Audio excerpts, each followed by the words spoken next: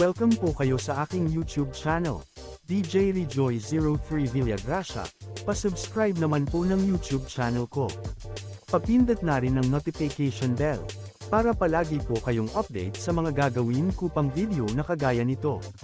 Ang aking paksa sa video kung ito ay tungkol sa reverse effects. Ito na ang pang-apat na effects ng DJ Studio application. Ito yung pabalik ang tunog kapag ginamit mo ang effects na ito.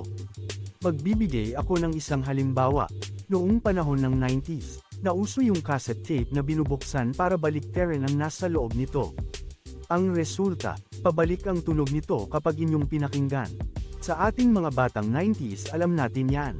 Lalo na ako dahil sinubukan ko ding gawin yan at totoo nga. Baliktad nga ang tunog kapag ganon ang ginawa mo sa cassette tape. Ngayon ang nakikita ninyo ngayon ay ang reverse effects ng DJ Studio application. Hindi ko nahahaba ng video kung ito. Ngayon ating pakinggang mabuti ang tunog ng reverse effects ng DJ Studio application. Ating pakinggan. Hoy. Yo. Hoy. Pagsabi nyo nga si Joy. Yo, gisang nyo disko. Pagsabi nyo nga si Joy. Wala nang forever. Herbe, man alo. Wala nang forever. Herbe, man alo. Yo, gisang nyo disko. Yo. Hoy. Pagsabi nyo nga si Joy. Wala nang forever. Herbe, man alo. Yo, gisang nyo disko. Yo.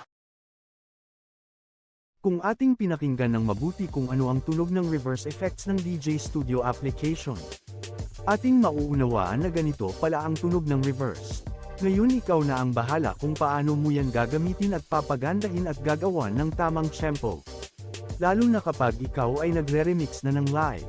Yan ang reverse effects. Yan ang pang-apat na effects ng DJ Studio application. Kung meron po kayong gustong itanong tungkol sa paksa kung ito mag-comment lang po kayo. Maraming salamat po sa inyong panunood. Ako si DJ Rejoy03 Villagracia.